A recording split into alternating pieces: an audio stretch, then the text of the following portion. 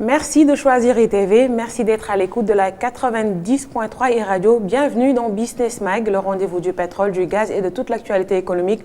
Moustapha Sow, PDG de SF Capital, notre invité. Moustapha, bienvenue. Merci, bonjour. Merci d'avoir accepté mon invitation. C'est moi qui vous remercie. Voilà, c'est officiel, le Magal de Touba sera célébré le 17 octobre. Le Magal Touba, un événement religieux, c'est vrai, avec des retombées économiques importantes. L'économiste Moubarak Lo a étudié l'impact économique de l'événement. Il parle de 250 milliards de francs CFA, une manne financière importante non négligeable. Effectivement, 250 milliards, c'est à peu près 2% du produit intérieur brut du Sénégal. C'est quand même considérable. Je pense que cet événement est un événement qui profite énormément aux hommes d'affaires, aux commerçants et aussi particulièrement aux consommateurs. Je pense que, comme l'étude l'a révélé, 250 milliards, c'est dépensé entre 2-3 jours. C'est quand même un impact considérable. Et je pense qu'aujourd'hui, ce qu'on devrait plus faire maintenant, c'est essayer de s'assurer que ces 250 milliards aient un impact beaucoup plus économique en fait dans les acteurs, notamment les commerçants. Parce que si vous voyez cette manne-là, une bonne partie est importée. Que ce soit ce qui est consommé, que ce soit même, là notamment je parle du riz, je parle de l'oignon, des pommes de terre, une bonne partie est importée et notamment aussi l'élevage. Je pense qu'il serait quand même plus profitable à l'économie sénégalaise qu'on puisse trouver un mécanisme pour mieux préparer cet événement-là et s'assurer que c'est les consommateurs, c'est les producteurs locaux qui puissent bénéficier plus de cette manne financière. Oui, voilà, à l'occasion du Salon du tourisme qui s'est tenu à Paris, le ministre a parlé de stratégie pour vendre la destination Sénégal. Est-ce que le tourisme religieux fait partie des solutions? Parce que quand on parle de tourisme religieux, on inclut le Magal de Touba. Ah non, mais bien évidemment, c'est aujourd'hui l'événement au Sénégal qui attire le plus. On parle de millions et des millions de personnes. 3 millions. Et 3 millions de personnes. Et une bonne partie, effectivement, en parlant de tourisme religieux, une bonne partie, c'est les Sénégalais de l'extérieur, de la diaspora, qui viennent fêter Magal chaque année. Il y a aussi des non-Sénégalais qui viennent chaque année fêter Magal, effectivement, à l'image de la Mecque. Ou bien de la plupart des événements religieux qui se passent, que ce soit à Jérusalem ou bien en Arabie Saoudite, effectivement, à la destination Touba est aujourd'hui une destination qui vaut quelque chose, en tout cas pour promouvoir bien évidemment le tourisme religieux. Voilà, et en tant qu'expert, comment mutualiser, quels sont les mécanismes et les leviers à mettre en œuvre pour pouvoir récupérer cette manne financière et l'injecter dans notre économie nationale? Non, cette manne financière est déjà injectée, comme disait une partie. Quand on dit 250 milliards ont été dépensés, c'est-à-dire que c'est 250 milliards qui impactent le PIB. Donc, c'est déjà impacté. La seule chose, comme je disais tout à l'heure, qu'il faudrait faire, c'est que quand vous regardez la composante du PIB, il y a une partie importation-exportation. Et le net qui, bien évidemment, reflète le calcul final. L'idée, c'est de s'assurer aujourd'hui que c'est parmi ces 250 milliards, qu'on ait un plus de montant parmi ces 250 milliards qui restent plutôt qui ne sort, c'est-à-dire la partie importation. Si on arrivait aujourd'hui à avoir un programme où les poulets, les bœufs, les moutons qui sont utilisés lors du Magal ont été élevés ici par des éleveurs sénégalais, quand on parle d'agriculture aussi, notamment le riz et tout ce qui est consommé. Les fruits, avec le fameux Bernet. Exactement. Les tissus. Absolument. Sont produits par des locaux. Là, on aura un impact beaucoup plus conséquent, ça c'est clair.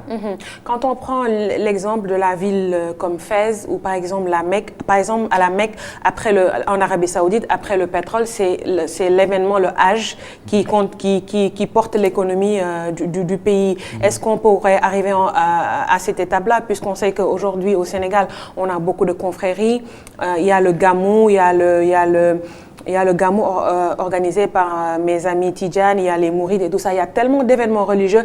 Est-ce qu'on ne devrait pas aujourd'hui capitaliser ça pour que cela soit une filière, une activité qui porte vraiment notre économie nationale? Non, ça c'est clair. L'Arabie Saoudite, vous le dites, à part le pétrole, c'est l'organisation du Hajj et le Umrah. Mais bon, après, est-ce que il ne faut pas oublier que l'Arabie Saoudite aussi, c'est un pays où 90% de son économie repose sur le pétrole. C'est pas une économie qui a su diversifier à l'image, par exemple, des Émirats arabes unis. Mais quand même, le Hajj quand même contribue. Non, ça c'est clair, c'est le deuxième. Oui. Est-ce que c'est un modèle à copier? Justement, c'est la question. Bien évidemment, non. Pourquoi? Maintenant, si vous me posez la question à savoir, est-ce qu'on pourrait profiter du fait que le tourisme religieux a un impact énorme sur l'économie du pays? Bien évidemment, oui. Mais il faut pas comparer les deux. Ce n'est pas comparable. Le Hajj, c'est une religion avec des croyances, avec une croyance spécifique, c'est-à-dire l'islam, et les gens qui viennent de partout dans le monde. Le souhait aujourd'hui, bien évidemment, c'est que excusez-moi de vous couper la parole, le Magal regroupe 3 millions. Non, c'est ça que je vous ai dit. C'est-à-dire 3 millions, il y a combien de personnes qui viennent à la Mecque? C'est même pas comparable. Mais est-ce qu'on peut copier le modèle? Mais non, bien sûr. Non, je pense que le modèle est déjà copié. Depuis tout à l'heure, on évoque des chiffres. On parle de 250 milliards. Est-ce qu'on peut dépasser ce cap? Non, mais bien sûr. Aller à 500 milliards peut-être? Ça c'est clair. Ça, c'est le souhait, en tout cas, de tout Mouride. C'est moi y compris, et bien évidemment de tout Sénégalais et bien évidemment de l'économie sénégalaise. Parce que, il est indéniable que si on regarde la progression, il est très probable que ce chiffre-là soit doublé dans les 10 ans à venir. Surtout avec l'autoroute Ila Touba, je veux dire, ça facilite énormément de choses. Les infrastructures sont là, ça va maintenant permettre de développer la ville de Touba, où par exemple aujourd'hui il y a pas mal d'activités industrielles aujourd'hui qui peuvent s'installer, vu que le transport entre le port de Dakar et puis Touba aujourd'hui peut se faire en moins de 2 heures. Mais alors il faudrait en amont que le secteur informel se prépare.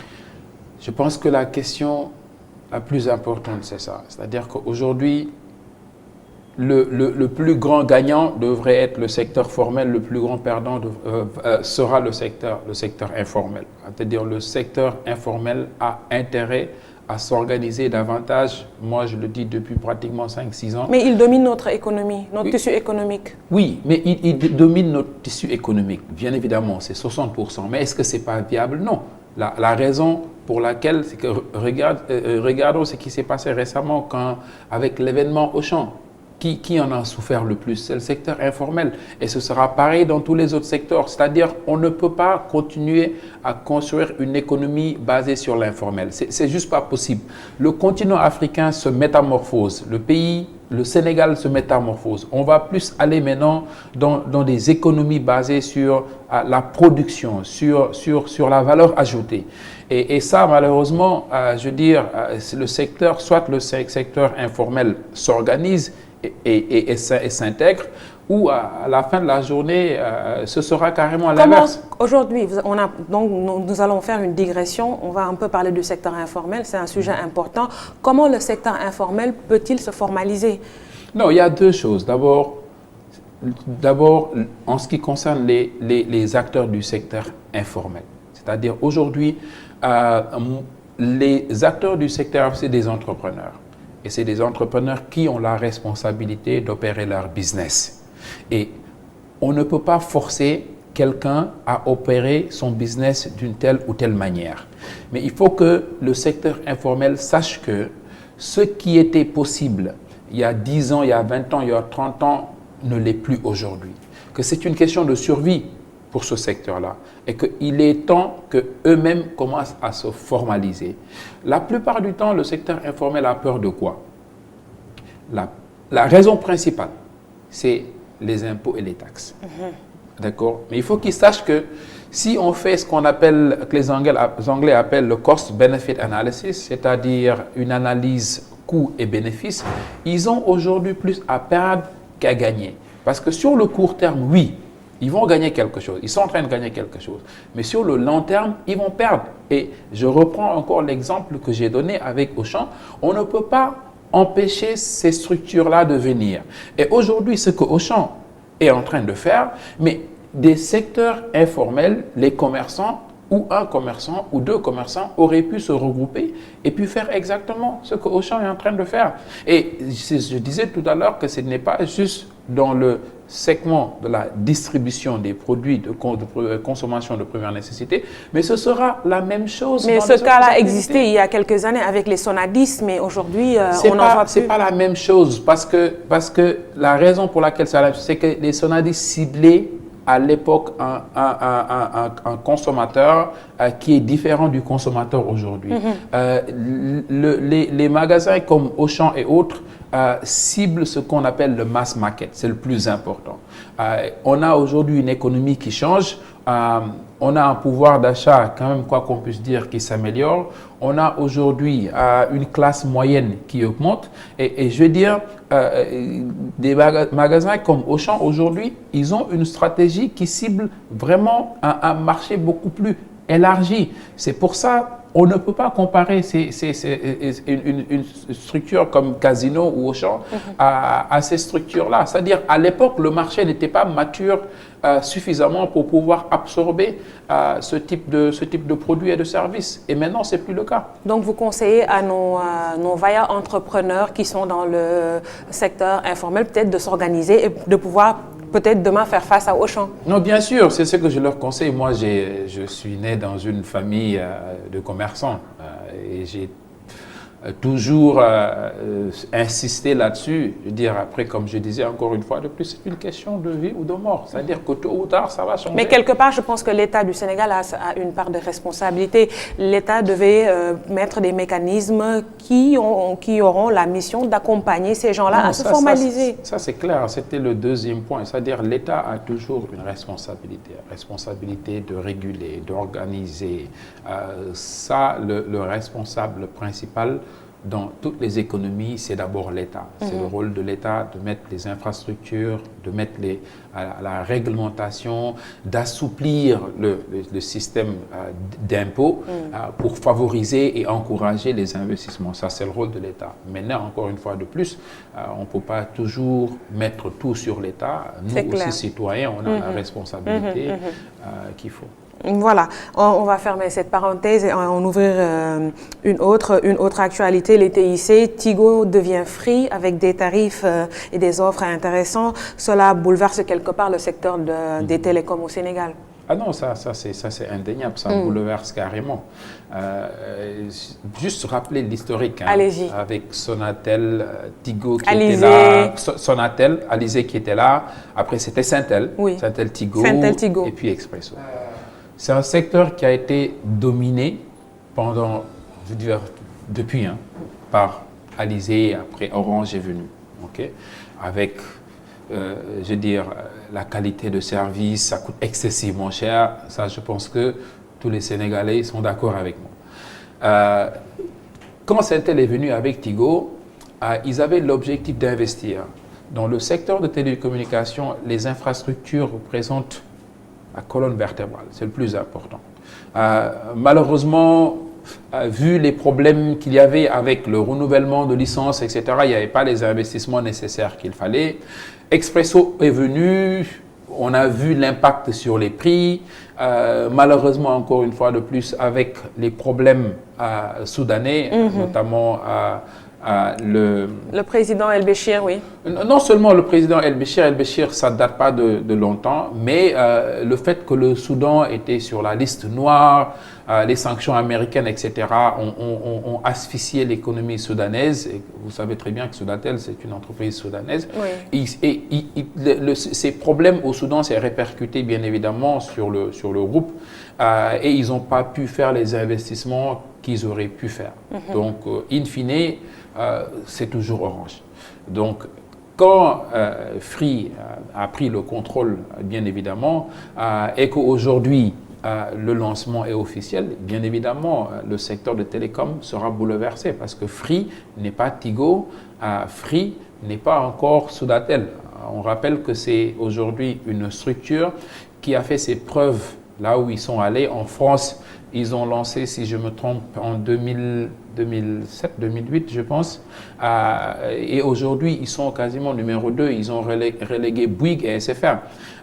Cette expérience-là, s'ils le mettent en œuvre, et ils vont le faire sûrement, ils vont beaucoup s'appuyer sur leur expérience, bien évidemment, en France et dans les autres pays, ça va beaucoup bouleverser. Mais en tout cas, pour nous, les consommateurs, c'est bon augure. En tout cas, je vais en arriver. Ouais. Déjà, donc c'est clair, il y aura forcément, le bouleversement est là. Non, ça, c'est on clair. commence à le constater. Absolument. Il y aura quelque part aussi une rude concurrence non, mais entre les deux mastodontes de... tant mieux pour nous. Tant mieux pour le Tant mieux consommateur. pour nous, pour le Qu'est-ce que le consommateur. consommateur gagne? Non, on dit toujours que pour un consommateur, la meilleure économie, c'est une concurrence pure, parfaite. Ça, c'est ce qui permet au consommateur d'avoir non seulement les meilleurs prix possibles, mais aussi le meilleur service. Et d'avoir le choix de choisir. Et c'est ça, en fait, quand tu as le... En fait, en économie, ce qu'on appelle en concurrence pure et parfaite, c'est l'offre et la demande qui s'ajustent pour fixer le prix. Donc, l'offre, c'est-à-dire l'offre de service, la demande, bien évidemment, à partir de ce moment-là, le consommateur va demander plus de qualité de service. On sait tous que la qualité de service actuellement, c'est pas les meilleurs. Mais aujourd'hui, cette concurrence va pousser non seulement, c'est pas juste une histoire de prix, mais je pense que même dans la qualité de service. D'ailleurs, Free, avant de lancer, je rappelle que depuis qu'ils ont pris le contrôle de Tigo, ils ont quand même investi 1600 km de fibres. Ça, c'est quand même, c'est pas quelque chose à négliger. Et je pense que ces investissements-là vont continuer pour, en tout cas, ce que je disais tout à l'heure, pour l'avantage et le bénéfice du consommateur. Et peut-être basculer rapidement vers la 5G. Il faut d'abord avoir la 4G avant de parler de 5G. Orange à la 4G. La 4G qui s'affiche, mais on sait tous que moi, mon téléphone, c'est toujours 3G qui s'affiche. Ah, c'est votre téléphone. Peut-être que si on fait un micro-trottoir, d'autres Sénégalais diront qu'ils... Peut-être, mais je voulais juste... Je ne suis pas un technicien de la télécommunication, mais on sait tous comment ça se passe. Même tout à l'heure, je pense qu'on parlera du problème entre les États-Unis et la Chine avec Huawei qui avait déjà lancé 5G, mais AT&T, qui est un opérateur américain, affiche 5G alors qu'on sait très bien que c'est pas 5G. C'est pas parce que c'est affiché que c'est affiché 4G qu'on a forcément la 4G. Je pense que les consommateurs sénégalais partagent le même avis que moi. Ah, ça, c'est parole de Moustapha Sow, PDG de SF Capital. Vous êtes bien sur la 90.3 e-radio et vous écoutez Business Mag. Alors, Moustapha, le Nigeria maintient son blocus avec le Bénin dans un contexte où on parle de Zleka, une mesure prise par Boari pour éviter la circulation des produits contrefaits, le trafic d'armes, entre autres la circulation d'hydrocarbures contrefaits aussi. Est-ce que cela ne va pas être une tâche d'huile dans la réussite de l'intégration économique africaine que prône la Zleka? Alors, si je me permets, je vais juste un peu rappeler l'objectif de la Zleka. Allez-y, c'est important. À un moment donné, les Africains se sont rendus compte que l'Afrique était le continent le moins intégré. C'est-à-dire l'Afrique ne commerce pas avec l'Afrique. Le taux d'échange entre les pays africains était de 12 à 15%, alors que dans les autres continents, ça tournait entre 50 et 70%. Un taux faible. Ce que ça veut dire simplement, c'est que les pays africains n'échangent pas avec les autres pays africains. Mais forcément, il y a des raisons. Effectivement. La raison, c'est simple, c'est que hormis l'Afrique du Sud, le Maroc et peut-être l'Égypte, c'est les seuls pays qui ont pu développer des avantages comparatifs dans des produits et services qui peuvent échanger. Parce que si on regarde l'Afrique, la plupart de nos exportations, c'est des matières premières. Il y a le pétrole, il y a le cacao et toujours l'or, le coton. L'or, etc. Et c'est des produits qui sont exportés en tant que matière. Il n'y a pas de valeur ajoutée. C'est pour ça d'ailleurs, ces produits, ce même pétrole-là sera exporté à Houston, raffiné et puis importé par le Sénégal. Exactement, par le Sénégal et même par le Nigeria même. Oui, l'échange inégal. Et c'est ça qui fait qu'aujourd'hui, bien évidemment, ce taux est faible. Alors, à partir de ce moment-là, avec un nouveau type de leadership quand même, il faut le reconnaître en Afrique, les gens se sont dit, écoute, ça, ce n'est pas viable. Si on veut vraiment profiter de cette croissance africaine, il faut aussi que l'Afrique commence à échanger avec l'Afrique. C'est à partir de ce moment-là que la zone de libre-échange intercontinentale a été lancée. Maintenant, je le disais l'autre jour et je le répète tout le temps, lancer quelque chose et puis le faire marcher, c'est deux choses différentes. Et je pense que c'est une belle initiative de le lancer quand même, mais est-ce qu'on est prêt? La réponse est non. Pourquoi? La réponse est non parce que, comme je disais tout à l'heure, pour qu'on puisse avoir une zone de libre-échange équitable, il faut qu'il y ait une situation gagnant-gagnante. Ne nous trompons pas. On ne peut pas avoir une économie ou bien une zone de libre-échange où ce que va tirer le Nigeria et ce que va tirer le Sénégal de cet échange-là doivent être la même chose. Non. L'Union européenne, je rappelle qu'aujourd'hui, il y a à peu près 3-4 pays qui tirent l'Union européenne, notamment la France, l'Allemagne, l'Italie et à la limite l'Espagne. Si on regarde l'ALENA aussi aux États-Unis, c'est pratiquement les États-Unis qui tirent le Canada et le Mexique. On prend le Mercosur, c'est à peu près la même chose avec le Brésil. En Afrique, c'est la même chose. C'est-à-dire qu'il faut qu'on ait les mastodontes, les plus grandes économies, notamment l'Afrique du Sud. L'Afrique du Sud est presque prêt, ça c'est sûr.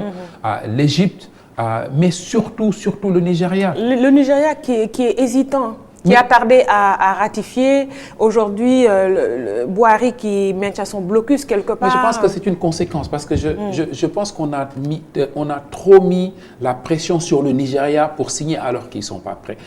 Je le disais tout à l'heure, Nigeria, c'est la plus grande économie en Afrique. Il ne peut pas se contenter d'être des importateurs dans cette zone de libre-échange. Le Nigeria est supposé être un moteur. Et est-ce que l'économie nigériane est prête? La réponse est non.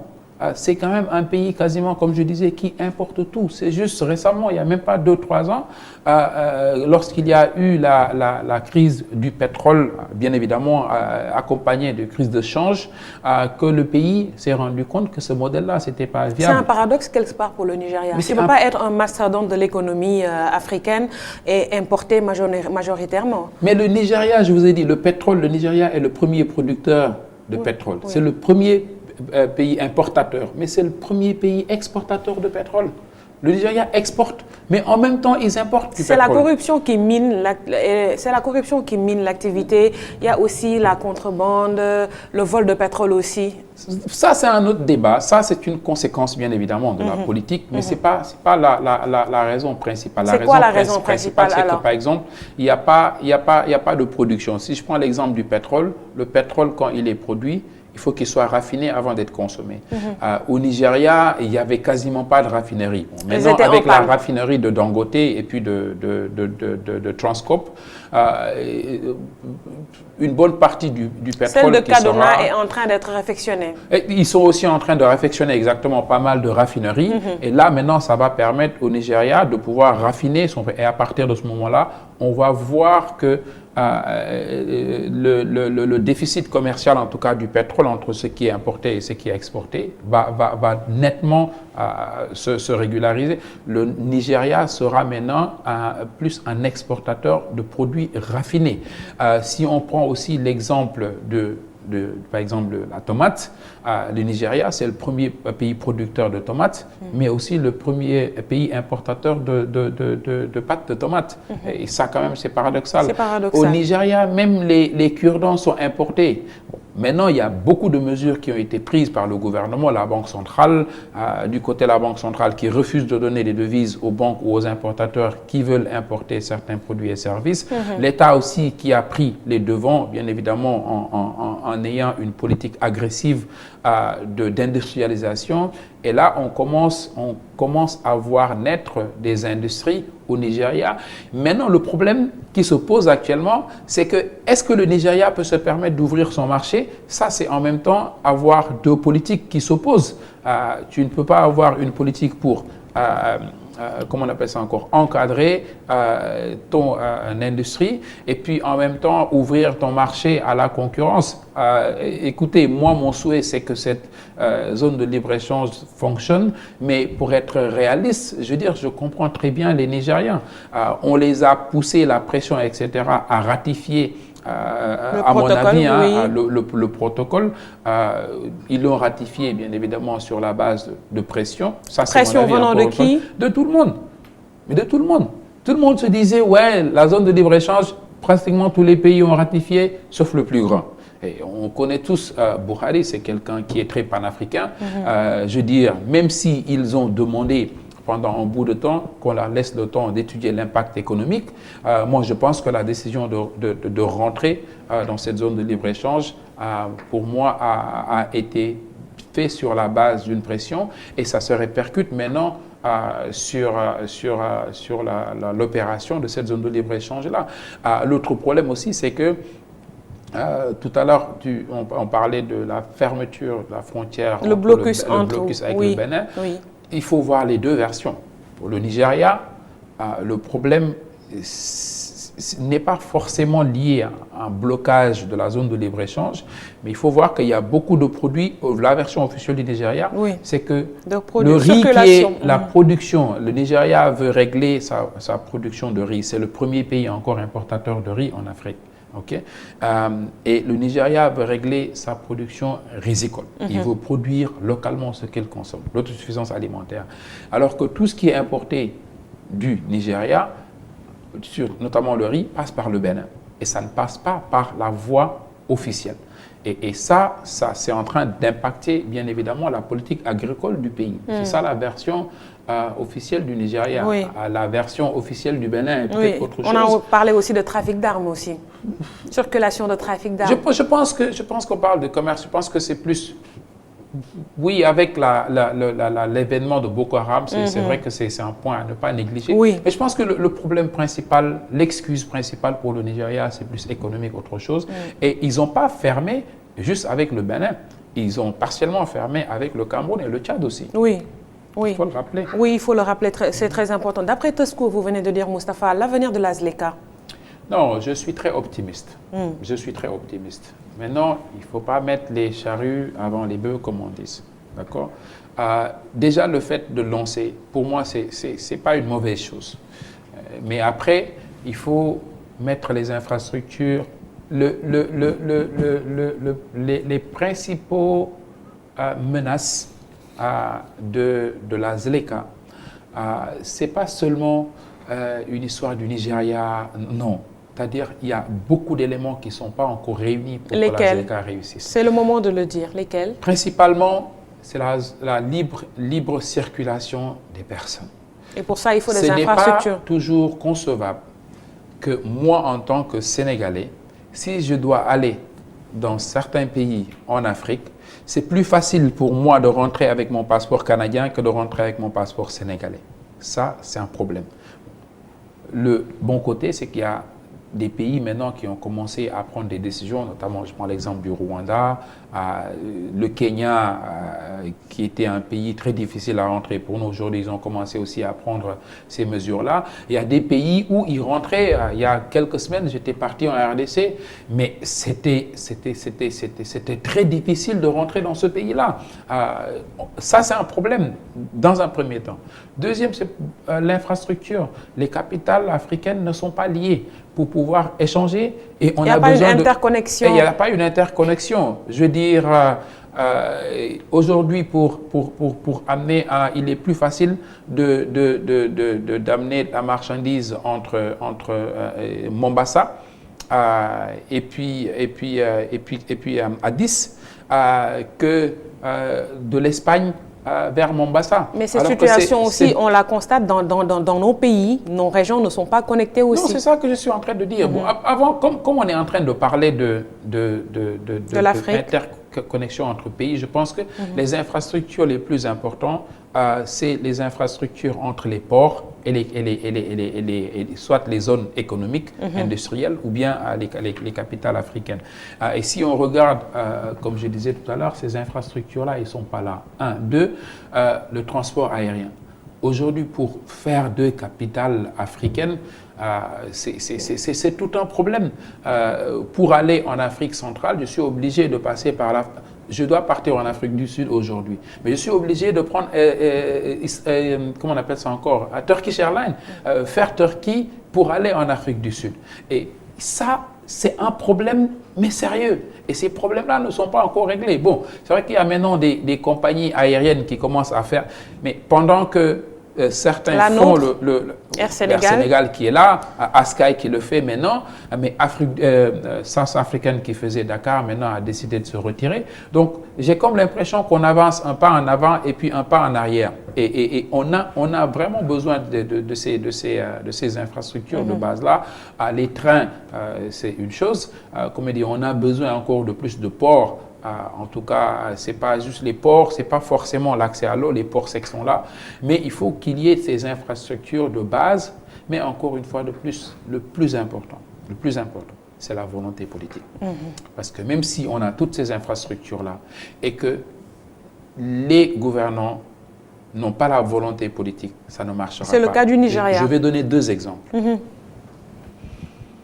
Les 2 Congos, Congo-Kinshasa et Congo-Brazza, c'est quasiment les pays les plus proches. C'est comme à peu près Sénégal et Gambie. Je vais revenir sur le cas du Sénégal et la Gambie.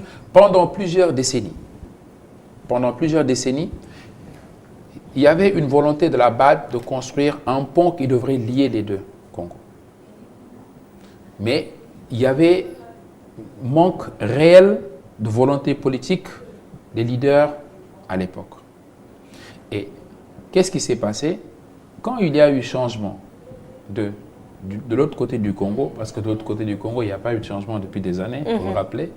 Mais quand il y a le changement du côté de Brazza, avec la volonté de Tshisekedi, on voit que les choses avancent. Je donne l'exemple du Sénégal et de la Gambie. Le pont qu'on a de Farafenni qu'on a inauguré. Mais c'est un pont, les études et le financement étaient disponibles depuis des années. Mais le président de la Gambie à l'époque, Yahya Jammeh, n'y voulait pas. Pourquoi? Il avait ses raisons.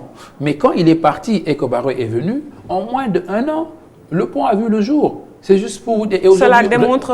Et regarde l'impact aujourd'hui sur l'échange entre le Sénégal et la Gambie, mais encore plus important, entre le sud du Sénégal et le reste du Sénégal. C'est juste pour vous dire que la volonté politique, comment elle est importante dans cette politique pour pouvoir permettre à cette zone de libre-échange de fonctionner.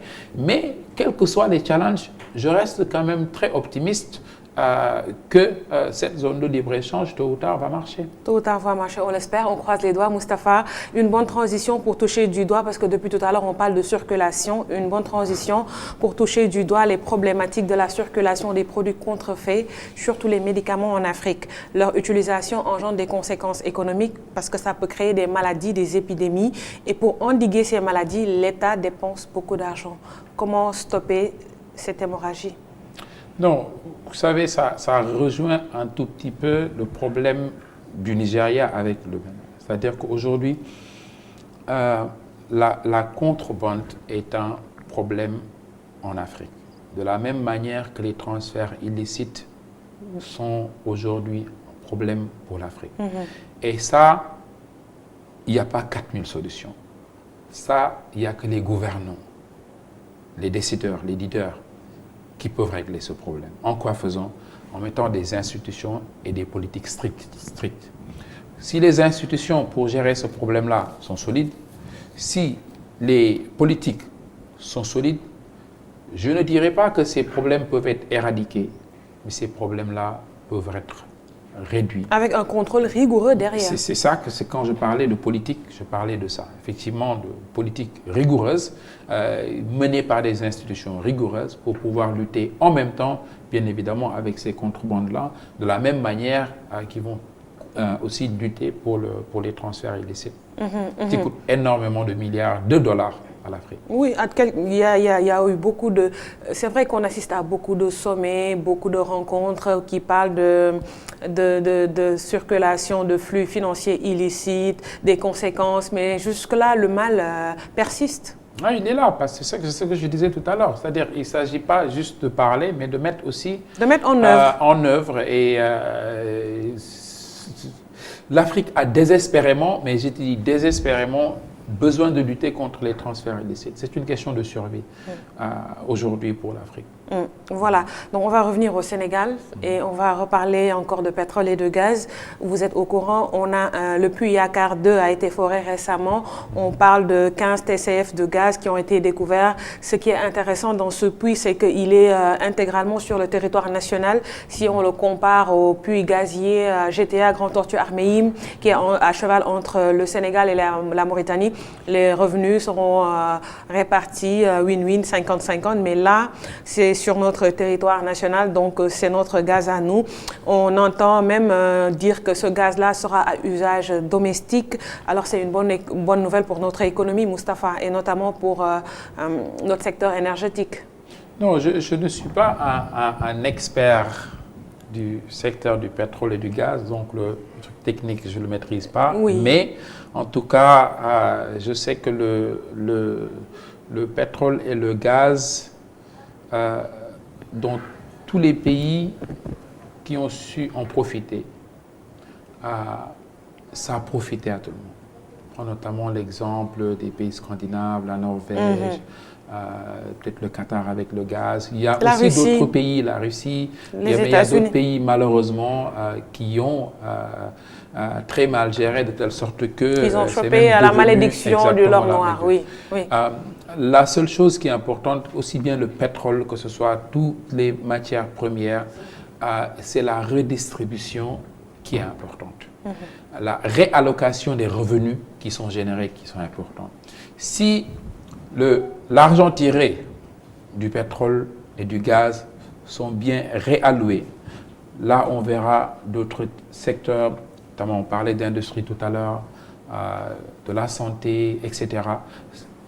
Cet argent-là devrait dans un premier temps servir pour diversifier notre économie. Et booster notre économie. Exactement. L'industrialiser, oui. Exactement. Et c'est à partir de ce moment-là que, bien évidemment, le consommateur va le sentir. Écoutez, on ne va pas prendre les revenus du pétrole. On est 15 millions de Sénégalais. Chaque année, l'État a encaissé, par exemple, 1000 milliards sur le pétrole. Il faut distribuer ça aux Sénégalais. Ce n'est pas comme ça que ça se passe. Je veux dire, cet argent-là est supposé C'est une interprétation imagée que certains Sénégalais ont du pétrole et du gaz. Non, ça ne se passe pas comme ça. C'est de l'argent qu'on injecte dans l'économie. C'est de l'argent qu'on injecte dans l'économie. C'est des matières qu'on utilise pour industrialiser. Pour réduire la pauvreté, faciliter l'emploi, créer de la valeur ajoutée, booster l'industrie, d'autres secteurs, créer l'emploi et pour permettre aux Sénégalais d'avoir un pouvoir d'achat assez conséquent. Mais ce n'est pas de l'argent qu'on va après redistribuer aux 15 millions de Sénégalais. Chaque année, l'État a 1000 milliards, comme je disais tout à l'heure, on divise par 15 et puis chacun a sa part. Ça ne se passe pas comme ça. Je pense que c'est clair de le préciser, parce qu'une bonne partie des Sénégalais pensent que... C'est une interprétation imagée, que l'argent doit rentrer après dans la poche des Sénégalais directement. Les gens qui vont profiter du pétrole, c'est les gens qui sont travailleurs. Ceux qui ne travaillent pas, ceux qui ne veulent pas travailler, ne vont pas en profiter. Je veux dire, allez en Arabie Saoudite, il y a toujours des pauvres. Allez aux États-Unis, il y en a toujours. Au Nigeria. Allez au Nigeria, même, c'est pas moi l'exemple que je peux prendre. Mais c'est un pays pétrolier, oui. Je prends l'exemple des pays qui ont le pétrole et le gaz et qui l'ont très bien exploité. Je parle de la Russie. Ça, je prends l'exemple de la Russie, des États-Unis. Il y a toujours des pauvres. C'est pas parce que le pétrole y est. L'État a assuré que le pétrole profite à l'économie, que forcément, il n'y aura pas de pauvres au Sénégal. Il faut travailler, se battre pour pouvoir, bien évidemment... Et ce qui est intéressant, Moustapha, avec le gaz, dans un contexte où on parle de préservation de la couche d'ozone, de l'environnement, le gaz qui est une énergie propre, donc beaucoup de pays tendent vers une transition énergétique. Et je pense qu'en ce moment, l'État du Sénégal, avec le projet Gaz to Power, nos centrales électriques, les centrales de la Sénélec vont passer au tout gaz. Et c'est intéressant, il y a le bateau turc qui a accosté récemment. Je pense que ce gaz-là est une aubaine pour une industrialisation de notre économie. Non seulement une aubaine, parce qu'elle est truc, mais elle est moins coûteuse aussi. Oui, énergie propre et sur le plan géopolitique aussi, c'est intéressant. C'est intéressant parce que tout à l'heure, quand on parlait de l'impact sur le Sénégalais, il y a aussi l'impact sur le coût de l'énergie. Oui. Parce qu'actuellement, la majeure partie des centrales qui existent au Sénégal fonctionnent avec ce qu'on appelle le fioul lourd. Et c'est excessivement cher, polluant. Oui. Avec le gaz, c'est moins polluant. Mais aussi en même temps le coût de l'énergie est moins coûteux et puis bien le consommateur dans quelques années ne va plus se plaindre de factures exorbitantes. Oui. Absolument, c'est pour ça d'ailleurs qu'aujourd'hui il y a beaucoup de politiques qui ont été prises par Sénélec et puis le gouvernement, notamment la transformation des centrales qu'on avait, qui étaient à fuel, en gaz to power. Le bateau dont vous parlez tout à l'heure est un bateau qui est là pour une solution temporaire, le temps qu'on ait cette transition-là, pour pouvoir permettre, il y a pas mal de centrales qui sont dans le pipe, qui doivent être construits, notamment dans le gaz, qui permettront au Sénégal non seulement de satisfaire sa consommation, mais aussi d'être un exportateur, pas seulement de gaz, mais aussi d'électricité. Voilà. Et n'oublions pas que l'électricité, ce n'est pas juste une question de consommation locale, mais un pays qui arrive à produire suffisamment pour exporter de l'énergie crée aussi un avantage comparatif sur un service très bien spécifique. Stratégiquement, c'est extrêmement important. Extrêmement important. Si on parle du point de vue géopolitique, par exemple, le cas de la Russie est une puissance et sa puissance repose sur le gaz. Non, absolument. Idem pour le Qatar. Donc, c'est une matière très intéressante. Le Qatar, oui. La Russie, c'est un peu plus complexe. N'oublions pas que la Russie, c'était l'URSS avant. Oui. C'est vrai que la matière...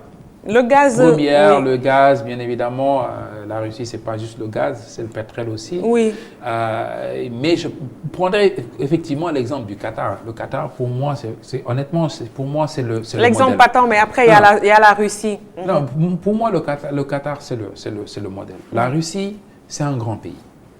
La Russie a toujours été un grand pays, avec son histoire. Le Qatar, c'est un petit pays. Mais aujourd'hui, avec le gaz, le Qatar, quand même, a réussi à imposer sa politique. Mais je ne dis pas dans le Moyen-Orient, mais dans le monde. Avec une politique de diversification énormissime, allant de tous les secteurs jusqu'au football. Aujourd'hui, pour les Qataris, tout est stratégique pour pouvoir imposer leur patte et leur domination dans la stratégie géopolitique dans le monde. Et si moi, aujourd'hui, il y avait un modèle pour le Sénégal à copier, pour moi, c'est le modèle qatari. C'est le modèle qatari. Parole de Moustapha Sow. Voilà, on va parler de l'Arabie Saoudite et de l'Iran. On sait que le torchon brûle entre ces deux États. Une probable guerre entre ces deux pays peut causer un effondrement de l'économie mondiale, s'inquiète Mohamed Ben Salman, qui l'a confié à nos confrères de France 24. Alors, est-ce que cette rivalité entre l'Arabie Saoudite et l'Iran a des conséquences pour l'économie africaine, notamment sénégalaise? Moi, c'est une question qui me passionne, que je suis quasiment tous les jours. C'est une situation assez complexe. N'oublions pas que la rivalité Iran-Arabie Saoudite est historique. Notamment avec l'implication de parties tierces qui, dépendamment de leur intérêt, on a vu avant Obama, je veux dire les Américains, la politique adoptée sur l'Iran était très agressive. Quand Obama est venu, il a compris ce que lui, il a compris, c'est-à-dire on ne pouvait pas maintenir un système qui ne marche pas depuis des années. Il faut essayer d'adapter. Il a commencé à ouvrir, c'est bien évidemment là où même le JCPOA, des négociations qui ont abouti à un accord qui n'avait pas plu l'Arabie Saoudite et puis l'Iran. Quand Trump est venu, il a brûlé cet accord-là et malheureusement, on est reparti des années en arrière. C'est un problème assez complexe, d'abord parce qu'il y a un problème de rivaux entre ces deux, l'islam sunnite et l'islam chiite. Quand Ben Salman est venu, comme j'ai dit, avec Trump et puis Netanyahou, ces trois-là, je veux dire, ils ont eu une politique agressive vis-à-vis de l'Iran. Est-ce qu'il y aura une guerre? À mon avis, non, parce qu'il s'est passé énormément de choses entre-temps qui auraient pu déclencher cette guerre-là. On a vu le drone américain qui avait été abattu, les puits iraniens récemment. Ça, avec le détroit d'Ormuz. Exactement. Et ça, dans un temps normal, c'est des actes ou des actions qui auraient pu mener à la guerre. Mais je pense que, aussi bien des deux côtés, aujourd'hui, s'il y avait une guerre, même si c'est entre les États-Unis et l'Iran, le plus grand perdant serait l'Arabie Saoudite. Et je pense que c'est dans l'intérêt de tout le monde que ça ne se passe pas. Maintenant, comme je disais, même s'il n'y a pas de guerre, l'impact sur le pétrole sera toujours là. On a vu récemment, quand il y a eu le bombardement des puits de pétrole en Iran, ça a impacté le puits du pétrole. Pour un pays comme le Sénégal, un pays importateur. Ce n'est pas une bonne chose. La facture augmente davantage. La facture augmente. Elle est déjà chère. Donc... Exactement, ça augmente davantage. Et l'impact se ressent, soit ça va se ressentir sur le consommateur, ou bien ça va se ressentir sur l'État, parce que c'est l'État qui va subventionner. Et quoi qu'il en soit, c'est le consommateur à la fin de la journée. Et moi, je pense que tout le monde gagnerait, en tout cas, le monde gagnerait à ce que ce problème-là soit réglé le plus tôt possible. C'est vrai que plus qu'on avance, à un moment donné, on est des humains, on arrivera à un moment où il va se passer des choses et voilà, on n'aura pas le contrôle et comme je disais tout à l'heure, c'est une guerre dont le monde n'a pas besoin. Moustapha, c'est peut-être, j'ai une impression, je pourrais me tromper, j'ai l'impression qu'on assiste à un monde des affaires bouleversé. Il y a le Brexit avec Boris Johnson qui reste catégorique, le Royaume-Uni qui annonce sa sortie le 31 octobre, que les gens soient d'accord ou pas, lui il est catégorique, il va sortir. Hier, la France qui tend la main aux États-Unis après les sanctions douanières et on sait avant que c'était la France qui avait instauré les taxes sur les GAFAM. Alors comment analysez-vous toute cette situation et dans l'Afrique, dans tout ça? Non, d'abord, il faut voir que c'est ce que j'appelle l'avènement Trump. Depuis qu'il est venu, il a tout bouleversé. Et l'impact avec les guerres commerciales avec la Chine, avec l'Europe, etc., a dû impacter la croissance économique mondiale. Et ça se ressent. Et à la fin de la journée, je pense qu'eux tous, ils se sont rendus compte que cette guerre commerciale n'arrange ni les États-Unis, la Chine, ni l'Europe, encore moins l'Afrique. Ça, c'est une chose. Par rapport à la Brexit, écoutez, c'est un problème européen. Mais en tout cas, moi, si vous me demandez en tant qu'Africain, c'est quoi l'avantage pour l'Afrique? Ou l'inconvénient? Les deux. L'inconvénient, honnêtement, moi, je ne vois pas d'inconvénient parce que c'est un problème européen. D'accord? Maintenant, l'avantage, moi, je préfère me focaliser sur l'avantage. Allez-y. On sait tous que plus qu'il y ait de blocs, par exemple, aujourd'hui, si l'Afrique avait le choix de négocier avec la France séparément, l'Allemagne séparément, l'Italie séparément, c'est clair qu'on aurait des avantages beaucoup plus importants. Quand tu négocies avec un bloc, c'est beaucoup plus compliqué. Si l'Angleterre sort, l'Angleterre va vouloir bien évidemment développer aussi son partenariat avec l'Afrique. C'est bizarre, il y a 3 semaines, j'ai rencontré à Londres ce qu'on appelle UKF, l'agence de crédit export de la Grande-Bretagne, qui ont pour mission de promouvoir, c'est-à-dire de financer les exportateurs britanniques qui veulent aller dans les autres pays. Donc, cette agence-là nous permet aussi, leur politique et leur programme nous permet d'évaluer la politique de partenariat que veut définir un pays par rapport à un autre pays. Et ils ont actuellement mis en place une politique tellement agressive aujourd'hui en termes de l'éligibilité. UKF a aujourd'hui les critères d'éligibilité les plus souples. Aujourd'hui, il suffit d'acheter, juste pour l'Angleterre, à peu près 10 à 20%, de pouvoir bénéficier d'un financement 100% de l'Exim Bank de UK. Ça, c'est une chose. La deuxième chose, c'est qu'ils ont une politique maintenant très agressive sur l'Afrique. Ils cherchent désespérément non seulement à faire des choses en Afrique anglophone, là ils ont l'habitude de faire du business, mais aussi en Afrique francophone. Et ça montre à quel point aujourd'hui l'Afrique, à quel point ce que l'Afrique peut bénéficier en tout cas de cette Brexit-là. Je veux dire encore une fois de plus, Brexit veut dire tout simplement les Européens vont vouloir renforcer leur partenariat en Afrique, les Anglais vont pouvoir se positionner, les Chinois ne voudront pas lâcher l'affaire, espérant qu'un jour les États-Unis vont se réveiller. Espérons. Nous en arrivons au quiz. Moustapha. Je ne les ai pas, mais on y va. Personne ne les a. Le quiz. Vous êtes prêts? Oui. C'est bon? Vous êtes cinéphile? Bon, oui. On y va, oui. On y va. Top. Je suis né le 3 avril 1962 à New York. Je suis un acteur noir américain. Je suis humoriste et producteur de cinéma. Je suis l'acteur principal du film Un prince à New York. Qui suis-je? Eddie Murphy. Good. Quelle est la monnaie du Mexique? Pesos. Good. Coupe du monde de football 2018. L'Argentine est le vice-champion, vrai ou faux? 2018, c'est l'année dernière. Vous avez 3 secondes. Oui, oui c'est l'Argentine qui a perdu. Faux. C'était la Croatie. Et justement, calcul mental. Vous êtes financier? Mais je ne les ai pas, mais allez-y. Personne ne les Moi, a. je pensais que c'était 2-3 quiz, non? C'est 5 questions. On y va. 19 plus 7 moins 4. Je vous donne 5 secondes. 19 plus 7 moins 4. Vous êtes financier? 19 plus 7 moins 4. Ça fait 26 moins 4, 22. Good. 23 fois 5. Vous avez 3 secondes. Vous n'apprenez pas vos tables de multiplication. Ça se voit. 23 fois 5. 15. Vous avez 2 135. secondes.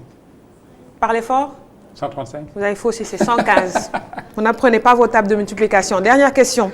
La capitale de la Croatie? Non. Je vous donne 5 secondes. Prague. Zagreb. Zagreb.